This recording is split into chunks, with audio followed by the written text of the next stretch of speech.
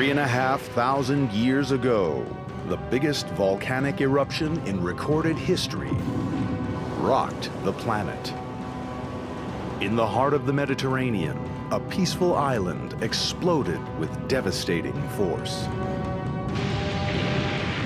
At a stroke, an entire civilization was wiped from the face of the earth. Then, at the dawn of the 20th century, the remains of a spectacular palace were discovered on the island of Crete. On a neighboring Greek island, a town was unearthed, preserved beneath thousands of tons of volcanic ash. Teams of investigators are examining every fragment from these mysterious sites to decipher their hidden secrets. And out of the physical clues lifted from the ash, a radical theory has emerged. These ruins could be the home of an ancient civilization, Atlantis. Using cutting-edge visual technology, we rebuild the incredible towns, temples, and palaces. We reveal the majesty and the mystery of this lost world.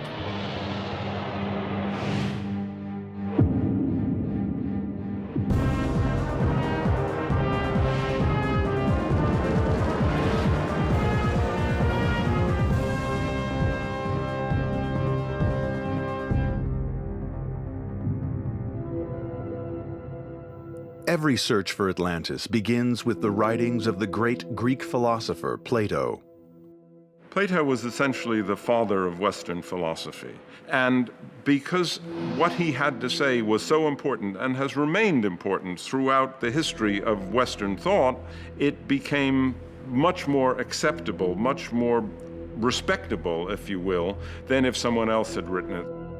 In one of the most intriguing of his writings, Plato describes a remarkable utopian society. Rich in wealth and knowledge, their skills as builders and engineers were advanced beyond imagining. But, he says, the peace of this land was suddenly torn apart. Legend has it that the entire civilization was wiped out in a single day and night, engulfed by the ocean and lost to the world for thousands of years. No other mystery on Earth has sparked such obsession or given rise to so many extraordinary theories. On the Mediterranean island of Crete, a discovery was made in early 1900 that would add a new chapter in the search for Atlantis. An archaeologist named Arthur Evans, a real-life Indiana Jones, arrived on Crete. He was searching for the treasures of the ancient world. Evans was looking for something very specific. He was looking for the first European culture, but he was also looking for the roots to Greek mythology. Evans began his search in a hilltop settlement called Knossos. He soon found something that was beyond his wildest dreams. In the very first trench he dug, Evans unearthed a magnificent stone throne. It was the heart of a spectacular palace complex. Covering an area the size of 4 football fields and containing 10 times as many rooms as Washington's White House, the dig exposed construction on a massive scale. What he found was beyond all expectations of anyone at the time, and essentially he defined the civilization around it, which he called the Minoan civilization. The name Evans chose came from a figure in ancient Greek myth called King Minos. Minos was said to live in a great palace, at the center of which he had imprisoned a terrible monster. Half man, half bull, it was called the Minotaur. Sir Arthur Evans thought that he had found the palace of King Minos. They probably had nothing to do with King Minos, but on the other hand, it seemed like a good label, and it has stuck.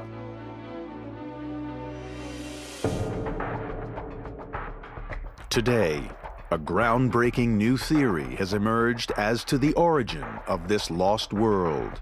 It's entirely possible that something like the Atlantis myth comes out of here, and it's passed on for centuries and grew in some kind of grand importance. And so there is this theory that the Minoans were in fact the early Atlanteans.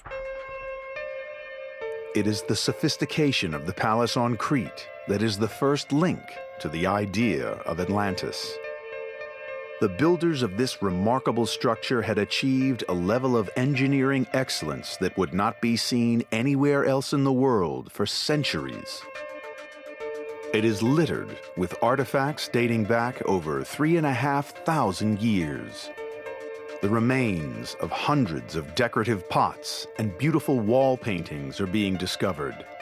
As investigators piece together the fragments of this ancient art, they are discovering sophisticated images of the people and the lives of a lost civilization. People were extremely interested because this was going back beyond the boundaries of classical studies and classical archaeology into something entirely new, which had not really been envisaged before. The buildings here are older than anything previously discovered on the island, and they are infinitely more advanced. Teams of experts are now searching for the clues that relate this complex architecture to Plato's story of Atlantis. Colin MacDonald has scoured every inch of the palace, above and below ground, to expose every technological achievement. And beneath the surface, he has discovered one of the site's most advanced features. Down beneath all of this, there is the most remarkable water system, both for the drainage of water and for the water supply itself. Astoundingly, this sophisticated network of pipes predates the plumbing of the great Greek and Roman empires by over 1,000 years. These terracotta or clay water pipes are made up of 1 meter sections, the one tapering into the other. It took water to lots of different parts of the palace, and equally impressive systems were used actually to get water out of the palace for the drainage system itself. A vast subterranean network carried wastewater away from the palace. Using the details of Colin's survey, we can now see how the drain circled through the palace's royal quarter. We're right in the middle of the main drainage system of the palace here on the east side. It's stone built on either side, about 1 meter high here. In times of torrential rain, huge quantities of water could be dealt with by this drainage system. A similarly sophisticated water management system is described in Plato's stories. He wrote of a palace where water was plentiful. Collected from the surrounding hills, it was in abundant supply throughout the city, just as it was here at Knossos. What's more, at the Palace of Knossos, the engineering above ground is every bit as sophisticated as that which Plato describes. The palace contained 1,300 rooms spread over 4 floors, all interconnected by miles of passageways. It was centuries ahead of anything seen from the same era on mainland Greece. What we had on the Greek mainland in the period of the palaces was nothing more complicated really than maximum 3 or 4 room single-story mud brick structures. There's no grand architecture on the scale that we see in the Cretan palaces. Plato describes the Palace of Atlantis as an acropolis sitting atop a great hill. At Knossos, we find just that. Construction must have involved huge earth-moving operations.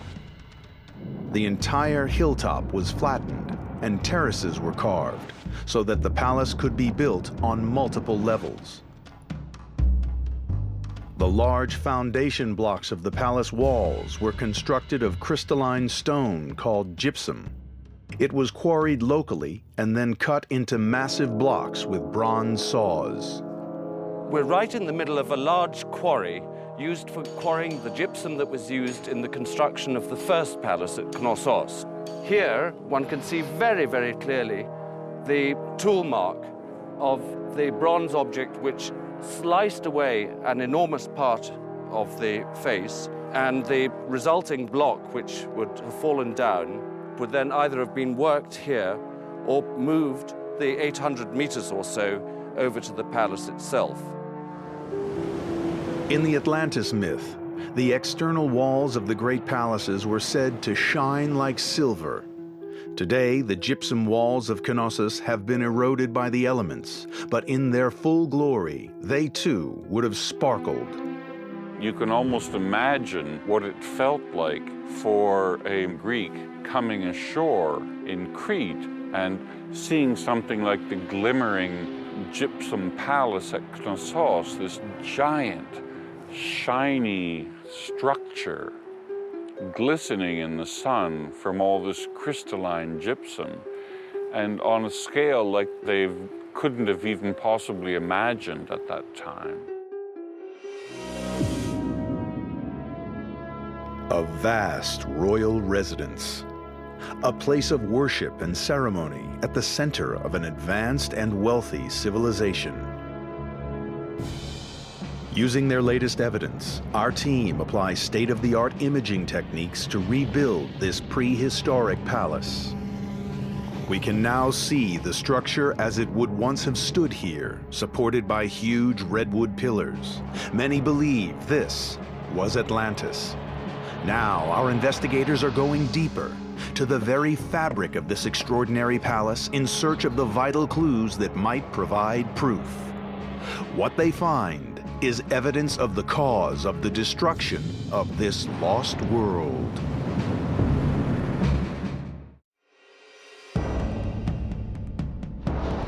In the heart of the Mediterranean Sea, on the island of Crete, a remarkably sophisticated palace has been unearthed, and the find has reignited the search for the most famous of all lost worlds. With its massive scale, its complex water management systems, and its sparkling gypsum walls, the engineering of this extraordinary palace ties it closely to Plato's descriptions of Atlantis. Hidden deep in the fabric of this amazing place, there are even more compelling links. Plato wrote of Atlantis that it was a complex society that lived a utopian existence, its people in harmony with nature and their fellow man. That same harmony can be seen here, in the order and symmetry of the building's engineering, in the way it makes use of the natural flow of the elements. The palace engineers were masters at controlling the path of air and light through the depths of the palace quarters. They devised systems that appear advanced even today, even though they are almost 4,000 years old. Internal rooms were divided with an ingenious system known as pier and door partitioning. Rows of pillars were linked by discrete wooden shutters which could be controlled independently of each other. They could be set to block the path of a cold wind or channel a breeze to the palace's innermost room. At the very heart of the palace is the central court, providing light and air to all areas of the complex. To the east is the royal quarter, a multi-story structure to rival anything described in Plato's accounts of Atlantis.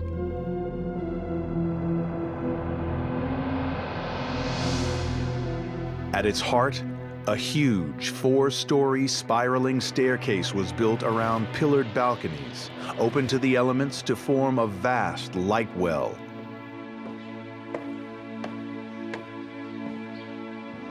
This impressive structure was really one of the great achievements of Minoan engineering.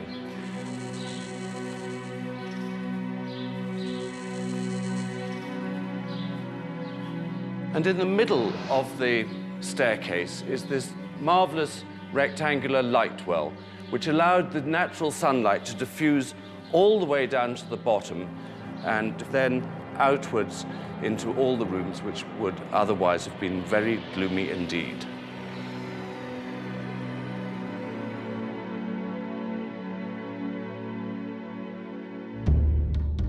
This awesome technology and the sophisticated culture that created it appear to have thrived in the Mediterranean for centuries, but then they simply disappeared.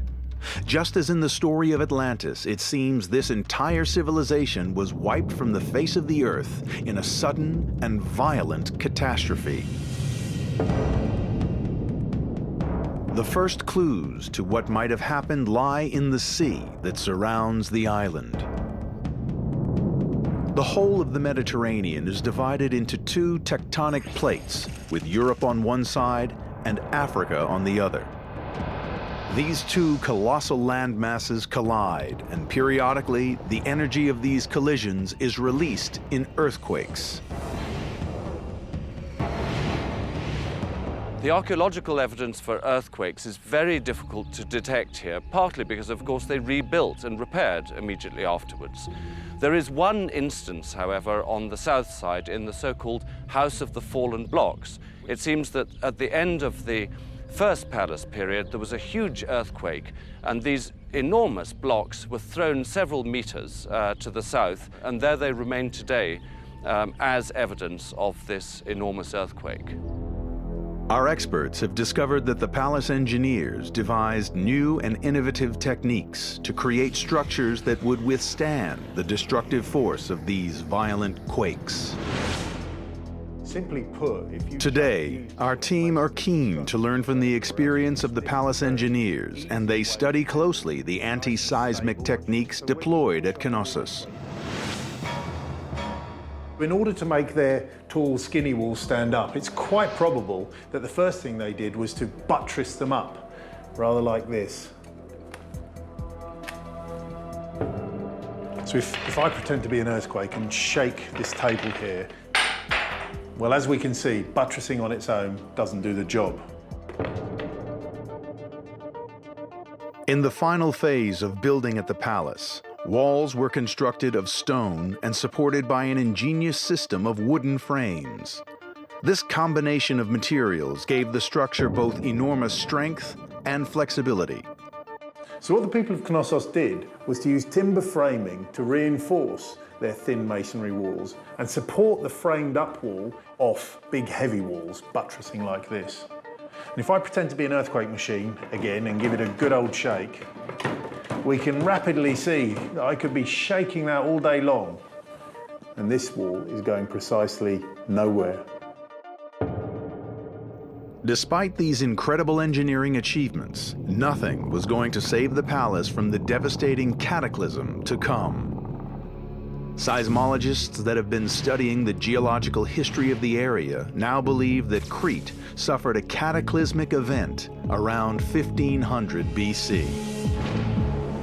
This new evidence shows that Crete was struck by a massive and deadly wave.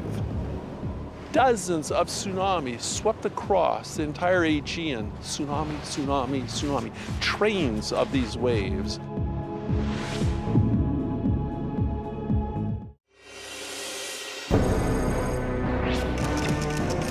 On the Mediterranean island of Crete, archaeologists have discovered the remains of an ancient palace. These stunning buildings are the first trace of a culture that has been missing for 3,500 years, and many believe that the palace was at the heart of the most famous of all lost worlds, the civilization of Atlantis. Just like Atlantis, the palace of Knossos and the island of Crete were devastated in a cataclysmic event. In search of the source of this destruction, experts have focused on a volcanic island 100 miles north of Crete. It was known in ancient times as Thera. Today, it is Santorini. Volcanologist Floyd McCoy has made it his life's work to decipher the geological clues and piece together the island's destructive history. This volcano has an amazing history of repeated giant explosions. With every explosion, this hole in the ground, which we call a caldera, is re-excavated repeatedly.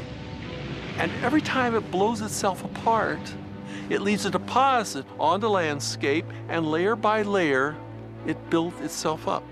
And so what we see over there are the layers of these repeated explosive eruptions through tens of thousands of years. At the center of Santorini, inside the cliffs of the main island, is Nea Kameni, the new furnace.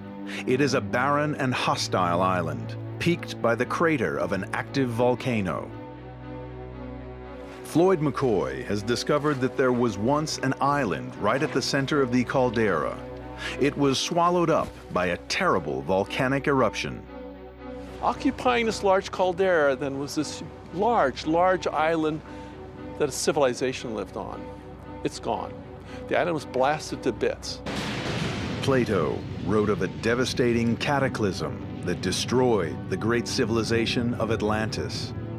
And Santorini, the closest neighbor to Crete and the Palace of Knossos, was the location of one of the biggest explosions in recorded history. Researchers have developed a new theory that Santorini and Crete were both a part of Atlantis. The theory has its basis in the dramatic color of these cliffs. Plato described quarries in Atlantis where rocks of white, black, and red were extracted from the hills. The rock was then used in the construction of a great island city. The description matches the rocks found here in Santorini. This island city was described as being laid out in a series of concentric circles of land and water, each one connected to the ocean by an immense canal 100 feet deep. There were also docks for huge numbers of ships and a causeway over which they could offload the riches, whatever they were, that were coming into Atlantis.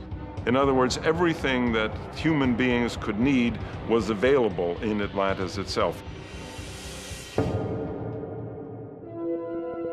Plato's description of the island as circular relates perfectly to the symmetrical formation of the central volcanic island on Santorini.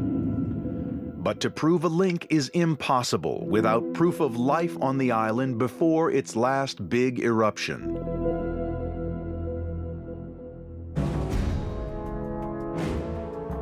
Then, in the early 1900s, during excavations in a quarry here, a fantastic discovery was made. That layer, that white layer on top of the cliffs, is a deposit left from the catastrophic eruption in the Bronze Age. And it was digging there that they found a house site. In another case, they found a burial. They realized this eruption had buried a civilization, a culture lived there. The story then of that ancient civilization starts there with that layer of white ash. These volcanic deposits, which still cover the entire island, fell in the course of a single cataclysmic eruption. Now our experts are stripping back the ash layer by layer to expose evidence of the lost world that lies beneath. Here it is. This is the level that man lived on, right here. Here, in fact, is what appears to be a remnant of a wall built by man on top. And then the eruption came. The big blast started, and all of this was deposited. This is pumice, and the pumice piled up very rapidly. And then the eruption continued, 4 days of a massive accumulation of all of this material all up here, 30, 50, 60, 80 feet of this material piling up, and then way up at the top, the debris flows, the mud flows that scoured the surface. All of this, one of the giant eruptions in human history. The first signs of life from before this big eruption had been found, and the search was on to reveal proof of a culture that would link the island to the great civilizations of Crete and Atlantis. The answer was unearthed in 1966 by an American archaeologist named James Mavor Jr. Mavor assembled a team to search the islands for signs of ancient artifacts. They began their dig on the southern tip of the island, in the tiny village of Akrotiri. In their very first trench, they struck gold. They unearthed an ancient wall buried under 30 feet of volcanic rock. As they dug deeper, the wall became a house, and the trench revealed a cobbled street. At their very first attempt, Maver's team had discovered an extraordinary town, perfectly preserved in the ash of a volcanic eruption. We are talking about a brilliant culture, brilliant civilization with a very advanced technology in all ways, and especially building technology. The discovery was hailed as one of the most important finds in classical archaeology. The town remained substantially intact. Just like the city of Pompeii in Italy, volcanic ash had filled the city and sealed it from the elements. Its contents had been preserved for more than 30 centuries. The huge task of uncovering the town continues today. With every inch of ash that is removed, new clues to the civilization that was here are revealed. And just as described in the legend of Atlantis, we see engineering skills that were sophisticated way beyond their time. When I first came to Akrotiri, I was expecting something rather simple. But then I realized that this town was made of multi-story buildings. And when we are talking about multi-story, we are talking about 2- and 3-story buildings. And at some point, I realized that I was walking on the 3rd floor of a building that had been constructed 3,500 years ago. That was really extremely impressive. Akrotiri is a truly extraordinary find. It is a city arranged with a structured assembly of interconnecting roads and paths, the earliest form of organized town planning ever discovered, and centuries more advanced than anything that has ever been seen before from this period. Archaeologists have mapped every inch of the town, and from their data, our team have built computer-generated models.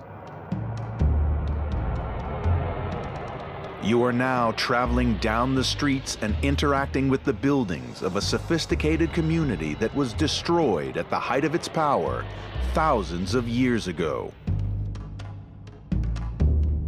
Just as we have seen in the Palace of Knossos, at Akrotiri there are complex multi-story buildings constructed of wood and stone. And the plumbing was even more elaborate. Fresh running water fed each house, and a sewerage system ran throughout the entire town. There is a perfect sewage system running under the streets, and these are connected to lavatories on the upper floors of the buildings. Not for at least 1,000 years would it become commonplace to find bathrooms inside people's homes. The discovery of this lavatory, as you can imagine, is truly very important. If you just stop to think, that it took ages, hundreds of years to have lavatories within a house. It was not just the discovery of a toilet that so amazed the engineers, but also its ingenious design. The waste fell through a clay pipe to a chamber below, where water from the town drains flushed it into a cesspit. The pipes interconnected in such a way that a siphon effect was formed, drawing foul smells down the pipes and away from the lavatory. The design was centuries ahead of its time. This sophisticated system of water management matches up to the stories of Atlantis, in which Plato wrote of ancient towns equipped with hot and cold running water. But there was one crucial discovery at Akrotiri that lent new credibility to the idea that Santorini was the island at the center of Atlantis. A fresco was unearthed that revealed an image of life on the island 3,500 years ago. Can we be so lucky as to have a snapshot of what this landscape looked like? Here is the peninsula, the Akrotiri Peninsula. It shows a profile of the island, 1, 2, 3 peaks. Going down farther, we see a waterway that surrounds a central island, a fairly large island. And on that island, a city. They were living on the central island. That central island was a developing volcano. This idea of a central island port encircled with layer upon layer of buildings fits perfectly Plato's description of the island city of Atlantis. A city that at the height of its power was blown to bits in a devastating eruption. Seismologists are now following a trail of clues that lead from Santorini back to the palaces of Crete. They will reveal the full extent of the horrific disaster that tore Santorini apart and led to the destruction of an entire civilization.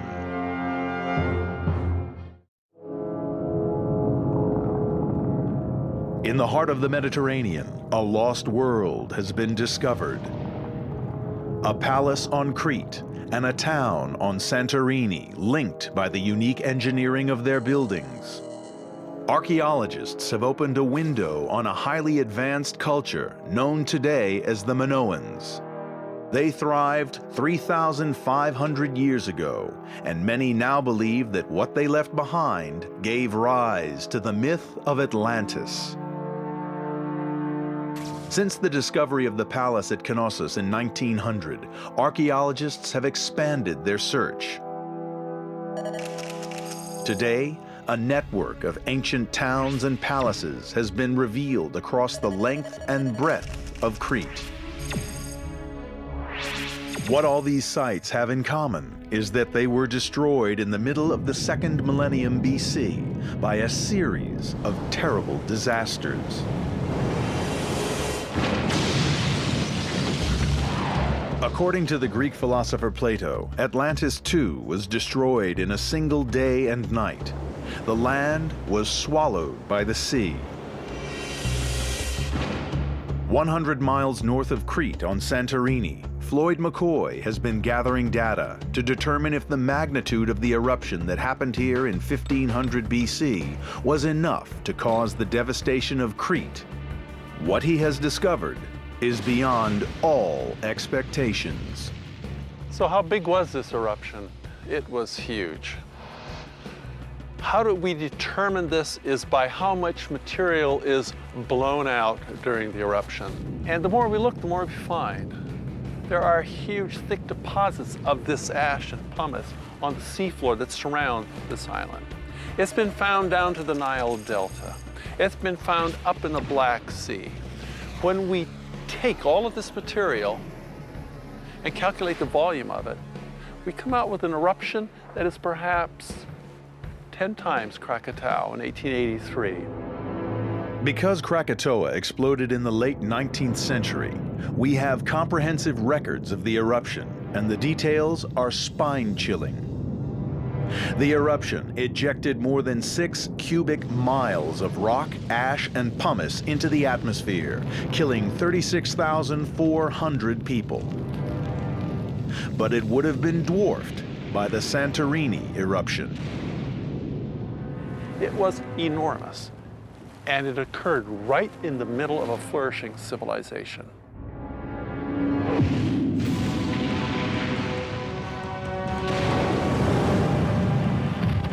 Now things got nasty. In this eruption, things got terribly violent, and the mixture of water with this magma produced what we call pyroclastic surges and flows. As they swept across the landscape, they destroyed everything that had not been buried in this pumice. At the heart of this civilization in Akrotiri, archaeologists have found signs that the residents were preparing to leave. Belongings were piled up outside houses, and beds were found pulled out into the streets. Sadly, for the few who took to the sea to head for Crete and the shelter of the palaces of Knossos, escape was no guarantee of survival. Because the settlements of Crete would be devastated, not by the ash and pumice that was raining down on Santorini, but by the next, even more devastating phase of the eruption. Every pyroclastic flow that entered the ocean also pushed the ocean aside. When you push the ocean aside, tsunami. Our investigators have turned to the experts at the National Observatory in Athens for proof of what happened. Using the very latest investigative techniques, they have discovered evidence of a killer tsunami. Because of this new field of science, we have been able to discover a number of about 10 distinct tsunami events. So there is no doubt today that this very big tsunami event really existed and possibly contributed to the collapse of the Minoan civilization. Dozens of tsunamis swept across the entire Aegean. They made their way into the Mediterranean. These massive waves surged towards the unprotected north coast of Crete. First in the firing line was the coastal town of Malea. Just yards from the seashore stood a magnificent palace, its sophisticated structures engineered with the same complex layout as the palace at Knossos. The three-story facade facing north was directly in the path of the approaching waves. The inhabitants of the region probably gathered here at the palace because they saw this great plume of ash shooting up into the sky off to the north. It would have been visible all the way down to the Nile Delta. When the ash cloud reached the island, the sky above this ancient Minoan palace turned gray. During excavations on Crete, Alexander McGillivray discovered this volcanic ash in the deepest parts of the palace's ruins. It's a clue to the catastrophic sequence of events that overtook this society. When the first wave came pushing ashore, bringing with it their fleet, from fishing boats to great trading ships, would have all come crashing through here and gone all the way to the foot of the mountains over there, ripping away at this architecture, rubble and trees and smashed up ships come crashing back through here and over back into the sea.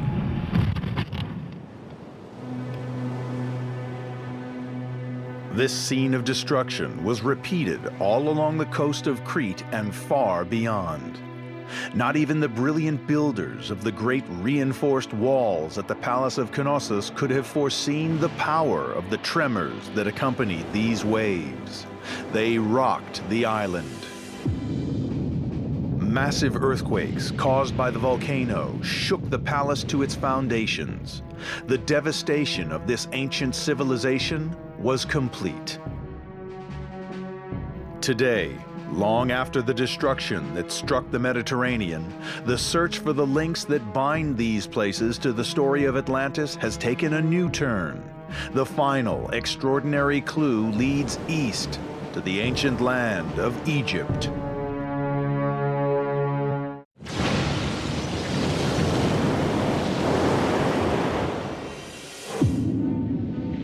For the survivors of the largest volcanic eruption in history, life in the Mediterranean became hell on Earth. Thousands were dead. Tsunamis had poisoned the land with salt water, and the air was thick with ash and noxious gases. Just as Plato wrote when he described the end of Atlantis, the island of Santorini, at the center of this newly discovered world, had been destroyed. It had been blown to smithereens, then swallowed by the sea. And 100 miles away, the great palaces of Crete had been devastated by quakes and engulfed by terrible tidal waves. In their search for evidence of the survivors of this devastating cataclysm, our investigators are piecing together the final chapter in the life of this extraordinary civilization.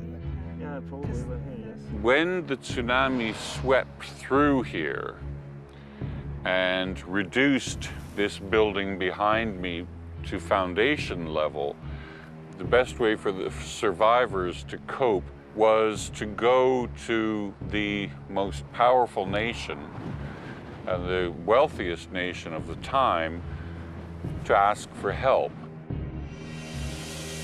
Alexander McGillivray believes that the survivors turned to their long-term trading partners, the Egyptians. There may have been people brought in from elsewhere to help with all of this. With the pharaoh in Egypt contributing the wealth and perhaps the manpower. This close relationship with Egypt is probably the single most important link that researchers have established between this newly discovered civilization and the stories of Atlantis. Because the origin of the story of Atlantis was not Greek, it was Egyptian. In 590 BC, in the holiest shrine of Egypt's capital, the great Greek statesman Solon was shown ancient inscriptions. They date back to almost 1,000 years before, 1450 BC. These documents told of the existence of a civilization of great power and prestige, ruler of all the lands to the west of Egypt. When Solon returned to his homeland, the story of Atlantis became part of Greek folklore, a tale told at parties and passed down through the generations until, in 370 BC, Plato penned his version of this Egyptian tale. Now, on the wall of an Egyptian tomb, researchers have discovered inscriptions that they believe are the original texts that were shown to Solon. It turns out that Solon must have invented the name Atlantis because the Egyptians called the people of this ancient world by another name. That name was Kefchu, and Kefchu is the Egyptian name for the people of Crete, the very island at the heart of this lost world. So what happened to the survivors from this remarkable civilization? There are signs on Crete that the Kefchu did begin to recover after the effects of the catastrophic volcano. But the survivors were dangerously vulnerable, and soon after the catastrophe, warriors from the Greek mainland invaded Crete. The Minoans did not have the strength or the numbers to repel the invaders, and the island fell. This finally spelled the end of one of the greatest civilizations in human history. The sophisticated engineering techniques and the extraordinary architecture that gave them their unique identity disappeared forever. The Greeks went on to dominate the entire Western world. They gave birth to a culture on which Western societies are based, but things could have been so different. If it weren't for the tsunami and the Theran eruption, we would probably be reading Plato in Minoan. The Minoans would have continued to expand their empire onto the Greek mainland. The White House would probably look more like the palace at Knossos than classical Greek architecture.